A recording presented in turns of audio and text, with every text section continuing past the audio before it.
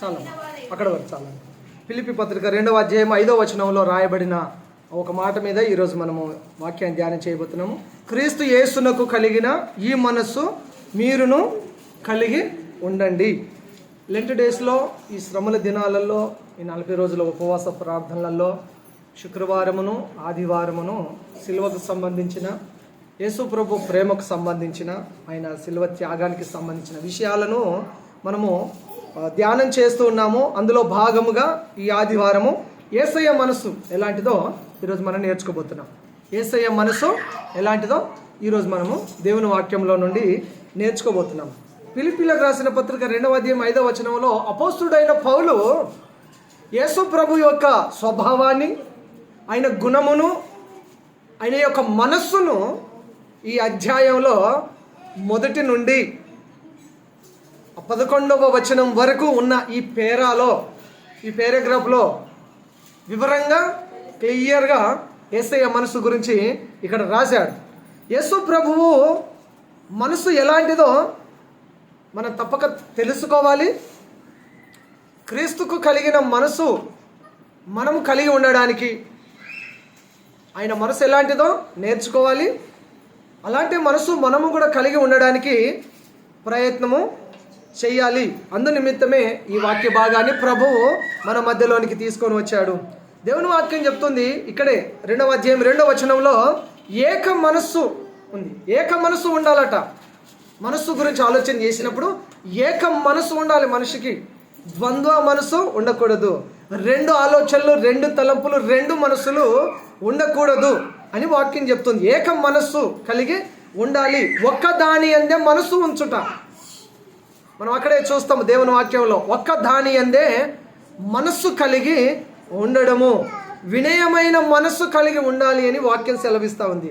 Bible గ్రంథంలో మనం చూసినప్పుడు 2 రకాల మనసులు ఉన్నాయి. ఒకటి శరీరానుసారమైన మనసు, తన మీద తనే మనసు ఉంచుకుంటుంది.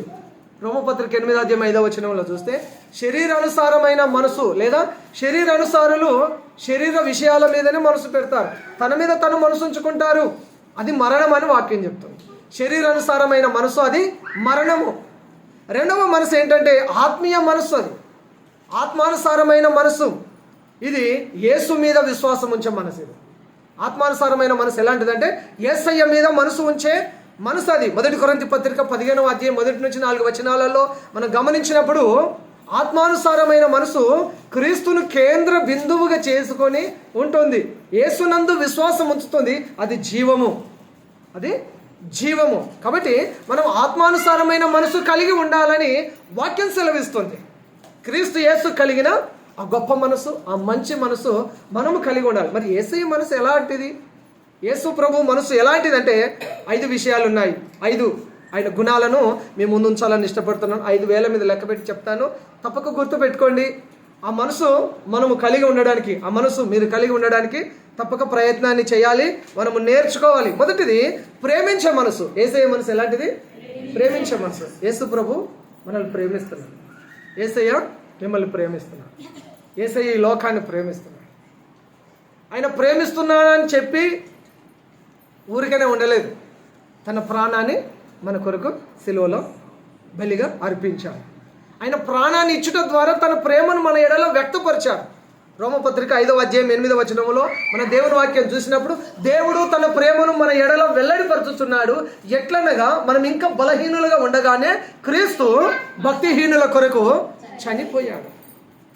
ఆయన ప్రాణం పెట్టి మనల్ని ప్రేమించాడు. యేసయ్య మనసు ఎలాంటిది?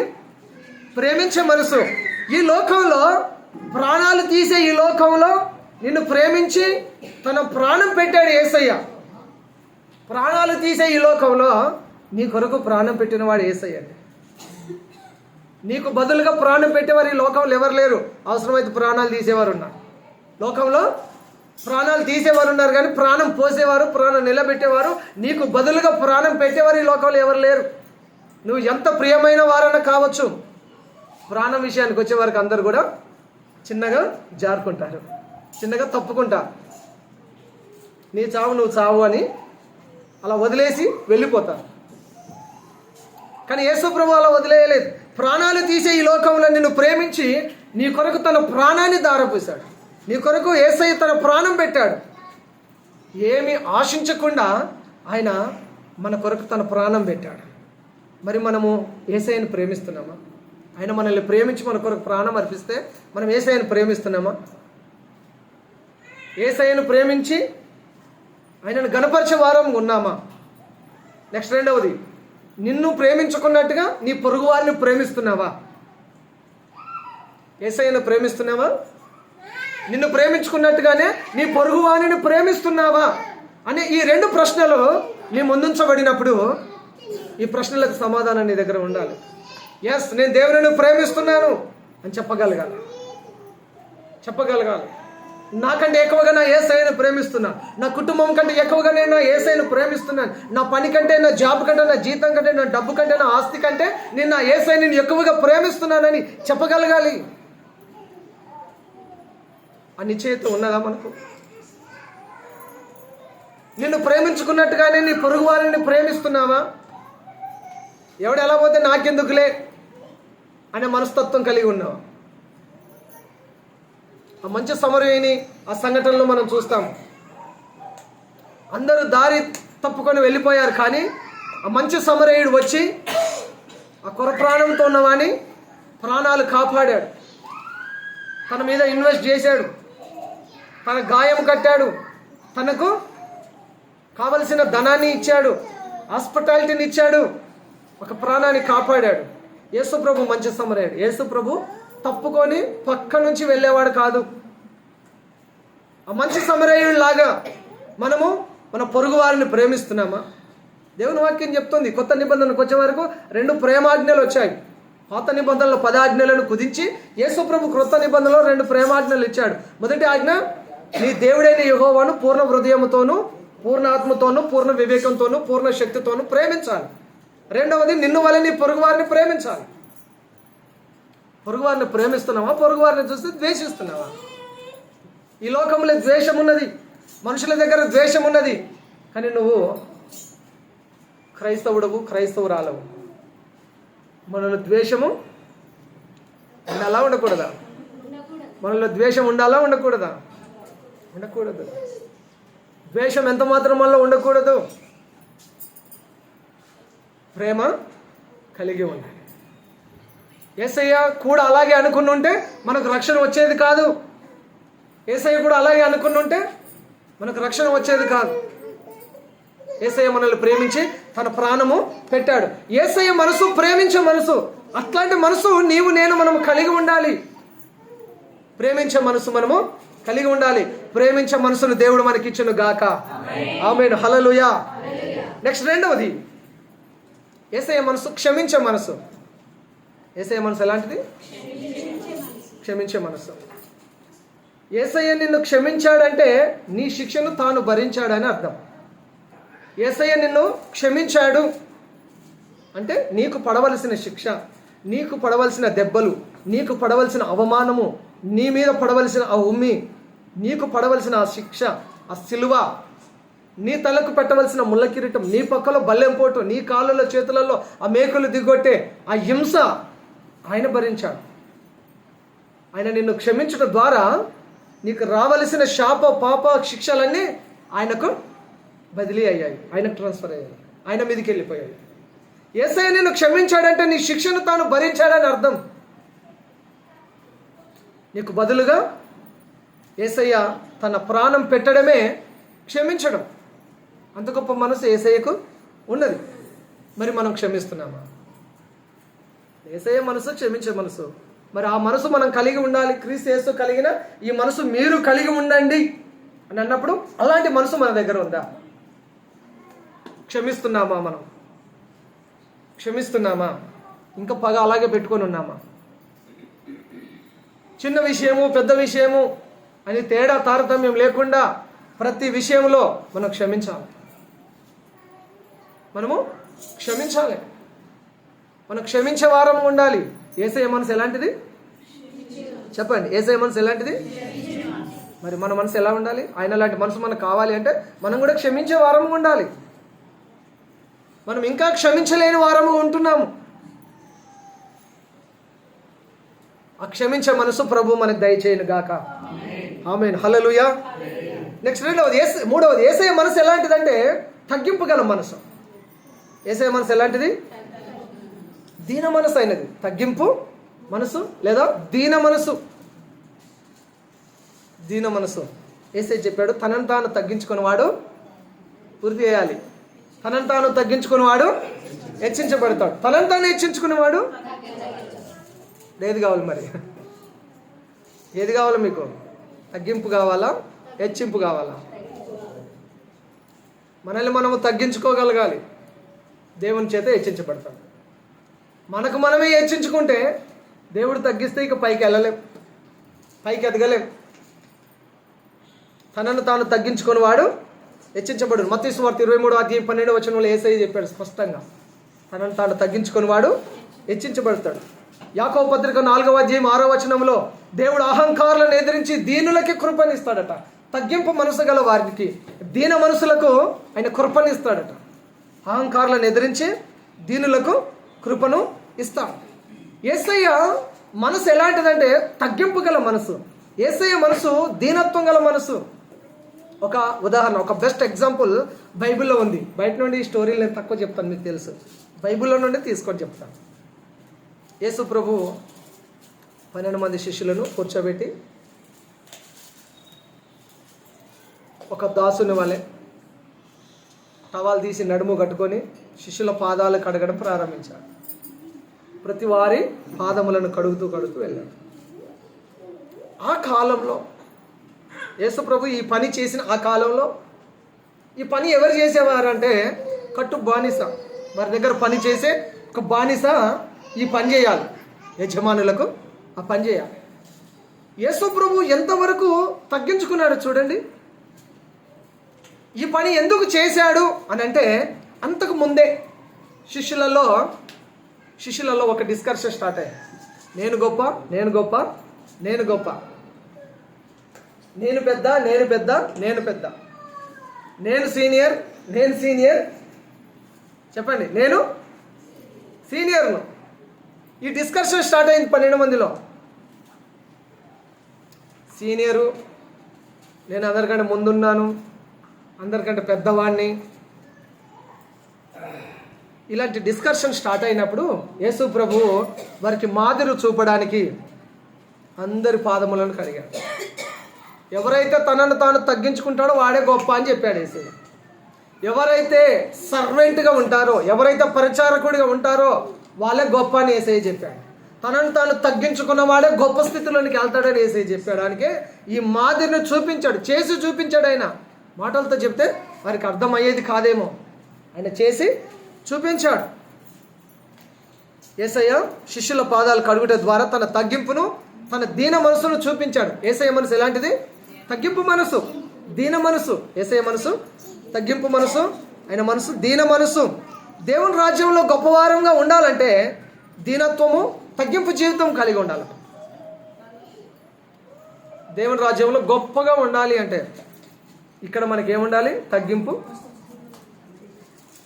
దీనత్వము, దీన మనసు ఉండాలి, తగ్గింపు ఉండాలి, పరిచారము చేసే గుణము ఉండాలి, సేవతత్వము ఉండాలి, సేవ చేసే తత్వము ఉండాలి, పరిచారం చేసే మార్గమును ఎంచుకోవాలి, పరిచారము చేసే ఆ మనసును నేర్చుకోవాలి, అలవర్చుకోవాలి. దేవునికి స్తోత్రం, హల్లెలూయా. దేవుడు మన గొప్పతనాన్ని చూసి, మనం చేసే భక్తిని చూసి మన స్థాయిని నిర్ణయించాడు. దేవుడు మన గొప్పతనాన్ని బట్టి మనం చేసే సేవ భక్తి ద్వారా నిర్ణయిస్తాడు. ఈ విషయాలను మనము యేసయ్య మనసు ఎలాంటిదో నేర్చుకో. యేసయ్య మనసు ఎలాంటిది అంటే ఆయన మనసు తగ్గింపు కలిగింది, దీన మనసు కలిగిన మనసు. తగ్గితే వచ్చే నష్టం ఏమీ లేదు. తగ్గితే నష్టం ఉందా? మేలే ఉంటుంది, మేలే ఉంటుంది. తగ్గకపోతేనే అసలు ప్రాబ్లం. నేను తగ్గను, నేను ఇలాగే ఉంటాను, నేను తగ్గను, నేను ఇలాగే ఉంటాను అంటే నష్టపోతా. తగ్గితే వచ్చే నష్టం ఏం లేదు, మేలే ఉంది. తగ్గకపోతేనే అసలు ప్రాబ్లం. గర్వించి పడిపోయిన వారు ఈ లోకంలో ఎందరో ఉన్నారు, పెద్ద సంఖ్యనే ఉన్నది శ్మశానంలో. గర్వించి నష్టపోయిన వారు, పడిపోయిన వారు ఉన్నారు. తగ్గుతావా లేదా శ్మశానం గుంపులో చేరతావా? తగ్గకపోతే అదే మనకంటే ఏమాయేమిలు గర్వించి పతనమైపోయిన వారు శ్మశానంలో కుప్పలు తెప్పలుగా ఉన్నారు. శ్మశానం వైపు చూస్తే తెలుస్తుంది. ద గ్రేట్ వారు ఎందరో వెళ్ళిపోయి బొందలగడ్డలు పడ్డారు. అవసరమా గర్వం? క్రైస్తవులకు అవసరమా అండి గర్వం? అవసరమా? ఎవరికి అవసరం? అవసరమా? అవసరం లేదా? ఏం అవసరం? తగ్గింపు అవసరం, దీన మనసు అవసరము. కొంతమంది ఎగిరెగిరి పడతారు, కొంతమంది ఎగిరెగిరి పడతారు. ఎగిరెగిరి పడేదాని గురించి సామెతలు కూడా చాలా ఉన్నాయి. ఏం లేని ఇస్తరాకు ఎగిరెగిరి అన్నీ ఉన్ను ఎలా ఉండాలి మరి? ఇవి యొక్క సామెతలు కూడా నాకు తెలియదు, అందుకే మీతో పూరించిపిస్తున్నాను. ఎగిరెగిరి ఏం లేకపోతే ఎగిరెగిరి పడతారు. ఎగిరెగిరి పడడము అవసరం లేదు క్రైస్తవుడికి. ఎగిరెగిరి పడడము క్రైస్తవుడికి అవసరము లేదు. తగ్గింపు జీవితం కలిగి ఉండాలి. తగ్గింపు జీవితమే మన ఆశీర్వాదానికి కారణం. యేసయ్య మనసు ఎలాంటిదంటే తగ్గింపు మనసు అయినది. యేసయ్య మనసు ఎలాంటిదంటే దీన మనసు అయినది.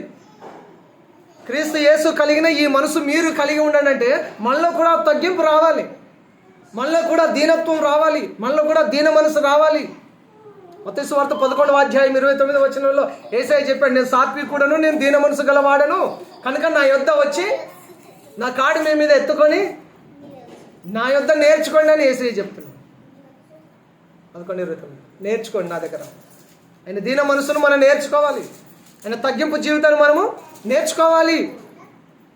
గర్వం పనికిరాదు క్రైస్తవుడికి, గర్వము పనికిరాదు. సామెతల గ్రంథం 16వ అధ్యాయం సెలవిస్తుంది, నాశనానికి ముందు గర్వము నడుచును, పడిపోవడానికి ముందు అహంకారమైన మనసు నడుస్తుంది. గర్విష్ఠులు ఎగిరెగిరి పడతారు, గర్విష్ఠులు ఎగిరెగిరి పడతారు. దీన మనసు కలిగిన వారు అణిగిమెణిగి ప్రభు కృపలో ఉంటారు. ఆ దేవాలయంలో ఆ సుంకరి, ఆ పరిసయుని ఆ ఉపమానంలో చూస్తాము. పరిసయుడు ఎగిరెగిరి చెప్తా ఉన్నాడు డాంబాలని. సుంకరి ఆకాశం వైపు కన్నులు ఎత్తడాన్ని కూడా ధైర్యము చాలక ఆయన రొమ్ము కొట్టుకొనొచ్చు, అయ్యా నేను పాపిని, నన్ను కనికరించు, నన్ను కరుణించు అని వేడుకుంటూ ఉన్నాడు. అక్కడ తగ్గింపును చూస్తాము, గర్వాన్ని చూస్తాము. ఒక మనిషి దగ్గర గర్వాన్ని చూస్తున్నాము, ఒక వ్యక్తి దగ్గర తగ్గింపును చూస్తున్నాము. క్రైస్తవుని దగ్గర తగ్గింపు ఉండాలి. ఎగిరెగిరి పడే ఈ స్వభావము ఉండకూడదు. ఎగిరెగిరి పడే ఈ స్వభావము ఉండకూడదు. నెక్స్ట్, యేసయ్య మనసు ఎలాంటిదంటే 4వది విధేయత గల మనసు. యేసయ్య మనసు ఎలాంటి మనసు? ఫిలిప్పీ పత్రిక 2వ అధ్యాయము 8వ వచనం చదువుతారా? ఆయన ఆకారమందు మనుషుడిగా కనబడి మరణము పొందునంతగా, అనగా శిలువ మరణము పొందునంతగా విధేయత చూపిన వాడై తన్ను తాను తగ్గించుకొనెను. అందుచేతను పరలోకమందున్న వారిలో గాని. చాలా 8వ వచనం మాత్రము చూసినప్పుడు ఆకారములో మనుషుడిగా కనబడ్డాడు, శిలువ మరణం పొందినంతగా విధేయత చూపిన వాడుగా తనను తాను తగ్గించుకున్నాడు. శిలువ మరణం పొందినంతగైనా విధేయత చూపించాడు. విధేయతకు మారు పేరు యేసయ్య. ఓకే, విధేయతకు మారు పేరు యేసయ్య. పిలాతు దగ్గర మౌనంగా ఉన్నాడు యేసయ్య, విధేయత చూపించాడు, విధేయుడయ్యాడు, తల వంచుకొని నిల్చున్నాడు అక్కడ పిలాతు దగ్గర. హేరోదు దగ్గర తల వంచుకొని నిల్చున్నాడు అక్కడ మౌనంగా.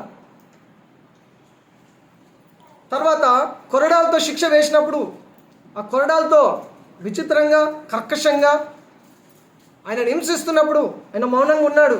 అక్కడ ఓబే అయ్యాడు, విధేయత చూపించాడు. ఆయన నోరు తెరవలేదు, ఆ బదులు పలకలేదు, ఎవరిని ఎదిరించలేదు. ఎవరిని తిరుగుబాటు చేయలేదు, విధేయత చూపించాడు. ఆయన విధేయత చూపించాడు. వధస్తంభం దగ్గర గొర్రెబొచ్చు కత్తిరించు వాని దగ్గర గొర్రె మౌనంగా ఉండినట్లుగా, తల వంచినట్టుగా, కసాయివాడికి తల అప్పగించినట్టుగా గొర్రెపిల్ల, యేసు ప్రభువు ఆ సిలువ దగ్గర ఆయన మౌనంగా ఉన్నాడు, ఒబే అయ్యాడు, లోబడ్డాడు, విధేయత చూపించాడు. ఆయన విధేయతకు మారు పేరు యేసయ్య. ఎబ్రీ పత్రిక 5వ అధ్యాయము 8వ వచనం ఒకసారి చదువుతారా? ఎబ్రీలకు రాసిన పత్రిక 5వ అధ్యాయం 8వ వచనం. ఆయన కుమారుడై ఉండి తాను పొందిన శ్రమల వలన విధేయతను నేర్చుకొనెను. యేసయ్య విధేయతను నేర్చుకున్నాడట. వచ్చిన శ్రమల ద్వారా, వచ్చిన కష్టాల ద్వారా, వచ్చిన బాధల ద్వారా, తను పొందిన శ్రమల వల్ల విధేయత నేర్చుకున్నాడు. యేసయ్యనే విధేయత నేర్చుకున్నప్పుడు మరి అట్లాంటి మనసు మనకు రావాలంటే మనం ఏం చేయాలి? మనం కూడా తప్పకుండా విధేయతను నేర్చుకోవద్దండి. క్రీస్తు యేసు కలిగిన ఈ మంచి మనసు మీరు కలిగి ఉండండి అంటే యేసయ్య మనసు విధేయత గల మనసు. మరి ఆ విధేయత మన దగ్గర ఉందా? నిజంగా మనం విధేయత చూపుతామా? మనం ఒబే అవుతామా? ఫస్ట్ మీ ఇంట్లో ఒబే కండి. స్త్రీలు మీ ఆయనకు విధేయత చూపండి ముందు. పిల్లలు మీ పేరెంట్స్కు విధేయత చూపించండి. మీ అత్తమామలకు విధేయత చూపించండి. మీ బాస్కు, మీరు పనిచేసే మీ బాస్కు ఒబే కండి, విధేయత చూపండి. పెద్దలకు, అధికారులకు, నాయకులకు, మీ సేవకునికి, సంఘానికి విధేయత చూపండి. తిరుగుబాటు చేయకండి, విధేయత చూపండి. విధేయతను నేర్చుకోండి. విధేయతను నేర్చుకోవాలి. విధేయత కలిగిన వారు ఉన్నత స్థానంలో ఉంటారట. విధేయత నిన్ను ఉన్నత స్థానంలో నిలుపుతుంది. అది తప్పకుండా మనం గుర్తుపెట్టుకోవాలి. విధేయత మనల్ని ఉన్నత స్థానంలో నిలుపుతుంది. తిరుగుబాటు చేసే వారికి ఎవరు ఏ అవకాశం ఇవ్వరు.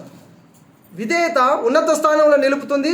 విధేయత గలవారు హెచ్చింపబడతారు. విధేయత గలవారిని దేవుడు ఆశీర్వదిస్తాడు.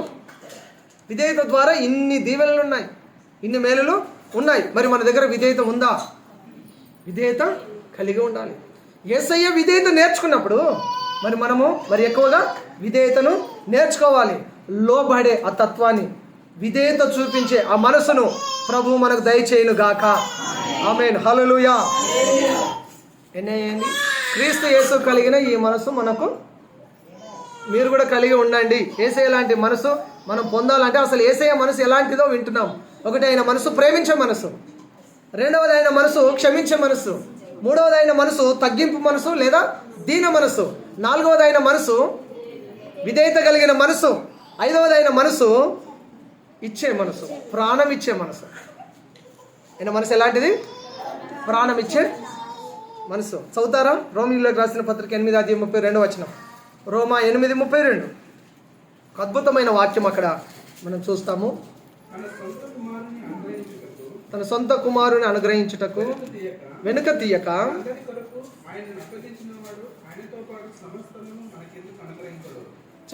తన సొంత కుమారుని అనుగ్రహించుటకు వెనుక తీయక మనందరి కొరకు ఆయనను అప్పగించిన వాడు ఆయనతో పాటు సమస్తను మనకు అనుగ్రహింపజేస్తాడు. దేవుడు తన సొంత కుమారుడైన ప్రభు అయిన యేసుక్రీస్తును మనందరి కొరకు సిలువకు అప్పగించాడు. సిలువలో ప్రాణం ఇవ్వడానికి యేసు ప్రభు వచ్చాడు. మనం సర్వసాధారణంగా చెప్తాము, నేను ఊర్లో లేను, మా అబ్బాయిని పంపిస్తానంటాం. నేను ఊర్లో లేను, మా అబ్బాయిని పంపిస్తాను, మా అబ్బాయికి ఇచ్చి పంపండి అంటాం. మీ అబ్బాయిని దేనికి పంపుతారు? మీకు ఏదైనా వచ్చేది ఉంటే పంపుతారు. మీరు లేని లోటు, మీరు లేని ప్లేస్ను మీ అబ్బాయి పూడుస్తాడు కాబట్టి అక్కడికి మీ అబ్బాయిని పంపిస్తారు. కానీ మరణానికి పంపిస్తారా మీ పిల్లలను, మీ అబ్బాయిని? ఇక్కడ యేసు ప్రభువును మరణానికి పంపించాడు. అర్థమైందా? తన సొంత కుమారుని అనుగ్రహించుటకు వెనుక తీయక మనందరి కొరకు యేసు ప్రభువును అప్పగించిన వాడు యేసు ప్రభుతో పాటు సమస్తమును మనకు అనుగ్రహింపజేస్తాడట. సమస్తాన్ని మనకు ఆయన అనుగ్రహింపజేస్తాడు. యేసు ప్రభు తన ప్రాణం ఇచ్చి మనల్ని ప్రేమించాడు. ఆయన ప్రాణం ఇవ్వడానికి వచ్చాడు. ఆయన యేసయ్య ఈ లోకానికి వచ్చిన ఉద్దేశం మనం క్రిస్మస్ చేసి సంబరాలు చేస్తామనో, గుడ్ ఫ్రైడే పేరిట 40 రోజులు ఉపవాసం ఉండి ఏడుస్తామనో, ఈస్టర్ పేరిట మనం పెద్ద పెద్ద సెలబ్రేషన్ చేస్తాం. మనం వీటి కొరకు కాదు, మనల్ని పాపము నుండి విమోచించి మనల్ని రక్షించడానికి తన ప్రాణం ఇవ్వడానికి వచ్చాడు. ఇది ముందుగానే తెలుసు ఆయనకు. ఇస్సాకుకు తెలియదు, ఇస్సాకుకు తెలియదు ఎక్కడికి తీసుకెళ్తున్నాడో అబ్రహాము. ఇస్సాకుకు తెలియదు. కత్తి ఉంది, కట్టెలు ఉన్నాయి, అక్కడ బలిపీఠం రెడీగా ఉంది, అక్కడ అసలు ఏం జరుగుతుందో ఇస్సాకుకు తెలియదు. గొర్రెపిల్ల ఎక్కడ అంటే గొర్రెపిల్ల దేవుడే చూసుకుంటాడు అన్నాడు. కానీ యేసుప్రభుకు తెలుసు. ఇస్సాకుకు తెలియదు అక్కడ బలి కాబోతున్నానని, కానీ యేసుప్రభుకు తెలుసు. ఆయనకు ముందే తెలుసు ఈ భూమి మీదకి ఆయన వస్తున్నాడంటే మనందరి కొరకు సిలువలో ప్రాణం పెట్టడానికే వస్తున్నాడని తెలిసి కూడా మనకు మరణం ఉందని తెలిస్తే దినదినం కొంత చచ్చిపోతాం, దినదినం కొంత చస్తాం. ఒక నెల రోజుల్లో బతుకుతావు, ఆ తర్వాత నువ్వు బతకవు అని తెలిస్తే రోజు కొంత చచ్చిపోతాం. ఆ నెల కంటే ముందే చనిపోతాం. డాక్టర్ చెప్పిన రోజు కంటే ముందే చనిపోతాం. కానీ యేసుప్రభుకు తెలుసు ముందే చనిపోతాడని. అందుకని ఆయన బ్రతికున్నప్పుడు చెప్పాడు, ఈ మనుషులు మనుష్య కుమారుని పట్టి సిల్వకేసి కొట్టి చంపుతారు, ఆయన 3వ రోజున తిరిగి లేస్తాడు. ఈ విషయం అర్థమైన పేతురు అన్నాడు, ప్రభువా నీకు ఇది దూరం అవును గాక అన్నాడు. నేను సిలువ మరణం పొందడానికే వచ్చాను, ఈయన నా సిలువ మరణానికి అడ్డంగా ఉన్నాడు ఈ పేతురు. ఏ సాతానా నువ్వు నా వెనుకకు వెళ్ళన్నాడు. ఏసాడు. గుర్తుకున్నాయా?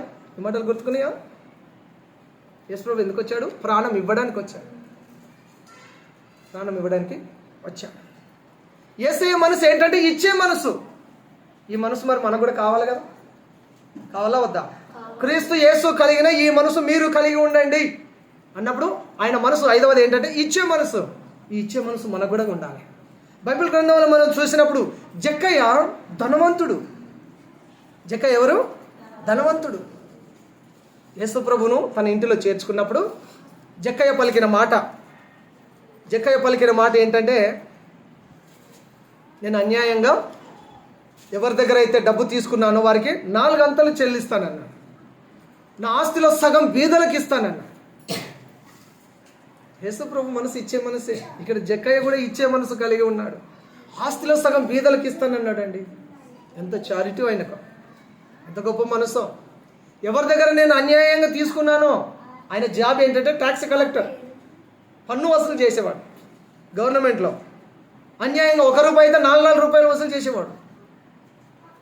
ఆయన చెప్పాడు, నేను ఎవరి దగ్గర అన్యాయంగా తీసుకున్నాను వారికి 4 రెట్లు చెల్లిస్తానన్నాడు, 4 అంతలుగా ఇస్తానన్నాడు.